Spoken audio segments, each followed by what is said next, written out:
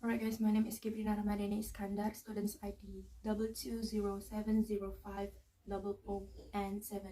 So today I want to present you a case study in course linguistic theme Forensic Linguistic, title Case Notes of Suicide of a Mother and Her Son in Tulungagung.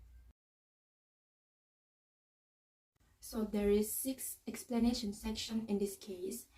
For the first is case study from Sucide Notes, second clear reasoning, third expressing emotion, fourth text structure, fifth grammar, and the last is punctuation. So let's move on into the section 1, case study from Sucide Notes. So there is 3 pictures of the notes. As you can see, I'm not adding any elements or stuff, so this is the real script. Alright guys, so let's move on into the second, it's clear reasoning. So, according to Prokofiev 2013, there are 3 categories of causes for suicide. First is sickness, second being hurt by something, and the third blaming someone out of desperation. So, it came from note 2. Aku sebenarnya aku bingung, susah dan kecewa, hatiku sangat terluka. Tambah parah iki, sangat-sangat kecewa. Ini pilihanku, satu-satunya. Aku pergi yang lebih jauh dan selama-lamanya. Sucide Notes has been presented.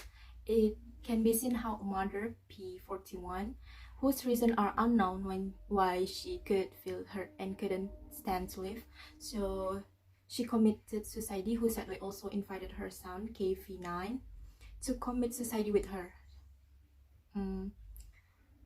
The writer noticed that the victim's Sucide Notes sample looks as a form of being hurt with something that we can't explain, but according to society, she has been depressed because her husband leaving her and their son. Let's move on into the third section. It's expressing emotion. So expressing emotion is suicidal individuals will believe that only death can end their suffering. If they leave a suicide note that is rife with sorrow and deep hurt, they believe that they will be able to pass away peacefully and virtuously, according to Heidegger in Saryatinia 2015. So it came from note 1. Terima kasih ya, matur suwun banget kalau aku ada salah, minta maaf ya. Daripada aku terus-terusan kayak begini, susah, aku tak kuat. Wis, aku tak pergi sama Kevin ya. Selama tolong aku sama anakku didoakan saja. So it's basically like the sentiments that are complained about typically hopeless and will influence everyone around them to commit suicide as well.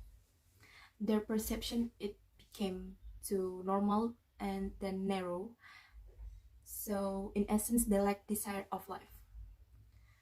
The thing that the most noticeable is also out of focus. So every sentence are discovered. Suicide Notes shows author extremely anxiety. They repeatedly praise their family before they commit suicide as way to express thank you for the life they have been given. So the next part is text structure. So it has 3 parts. So what is text structure? So text structure is the end of their life was usually what people who were considering suicide for a while, making the final decision said in their suicide note, according to Prokofiev 2013. Came from note 1 for the first part. Mbak Dev, Mak Ruh, Mas Laneng, semua yang sudah merawat aku dan mendidik anakku, terima kasih ya. Matur suwun banget kalau aku ada salah, minta maaf ya. Daripada aku terus-terusan kayak begini, susah, aku tak kuat. Wis, aku tak pergi sama Kevin ya. So like the greetings to her family are written at the beginning of the victim's suicide letter. The greeting words said with the prefix greetings in order for the reader to seem like they're talking with the victim face to face.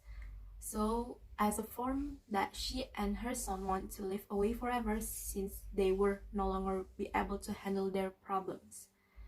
So she also wrote down the name of his son, KV9. So for the next part is Assalamualaikum warahmatullahi wabarakatuh. So the intro or opening sentence of any suicide, it's usually located on the upper left corner of Sucide Notes. So the victim suicide was using greeting for the opening sentence in her Sucide Notes. So for the last part, it also came from note 1. Mbak Deb, tolong omongno Pak bagianku tanah kidule pipit disuruh jual ya. sak payung-payungnya yo mbak, dipakai ngurusi biaya aku sama Kevin yo. Kalau ada sisanya dibuat Mbak Dep, Mbak Depi sama Ma'ruf yang telah merawat aku sama anakku. Matur suwun banget yo, sepurane yo sepurane, cukup sekian. So the suicide victim also thanked to her older sister's family for carrying her and her son all of this time. As a result, the victim expressed her gratitude by instructing her older sister to tell their uncle that the land she owned was for sale only and the cash flows were used to support her older sister's family. Alright, so let's move on into the grammar. So the study of tenses in victim suicide notes is interesting. According to Galasinski, 2017, suicide notes victims usually write the situation from present to past, with fewer statements attempting to refer to the present and future. As a result, the past tense appears more commonly in suicide notes than the other tenses. Prokofieva 2013. So it came from notes 2 and the notes 3. So you can see, aku sebenarnya bingung, susah dan kecewa. Hatiku sangat terluka, tambah parah iki, sangat-sangat kecewa. Ini pilihanku, satu-satunya aku pergi yang lebih jauh dan selama-lamanya. Maaf ya, Kevin, tak bawa ya.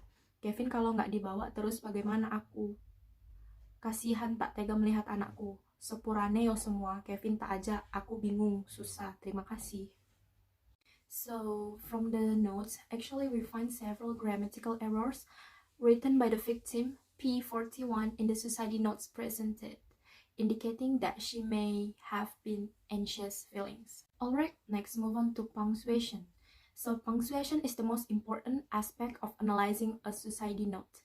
The use of punctuation varies depending on victims' life experience, such as background, level of education, social and family status, according to Son and Detlef 2016. As a result, punctuation can be used to express emotion or to illustrate the victim's situation. In fact, punctuation can add meaning to a sentence, and some common patterns found in suicide notes are referred to as helpful punctuation. So there are two parts in this section. First is exclamation marks. Exclamation marks came from note 1 is terima kasih ya. So exclamation mark in the suicide notes, according to Smith-Eber 2017, indicate playfulness or a despairing attitude. According to the written clip, the victim was likely in despair when she attempted to thank her older sister's family. And the second part is ellipsis mark. It came from note 2. Tak bawa ya. So ellipsis mark is basically in the suicide note, according to Smith-Eber 2017, it was used to express the idea of an unfinished or a continuation. This sign suggests that what has been said is not the end, and after using elliptical punctuation, the victim still starts several lines of new words in the suicide note address. There is the conclusion. So suicide notes are notes left by people who have attempted suicide. This note is a form of emotional embrace that is expressed on a piece of paper. Suicidal individuals will believe that only death can end their suffering. If they leave a suicide note wreathed with sorrow and deep hurt, they believe they will be able to pass away peacefully and virtuously.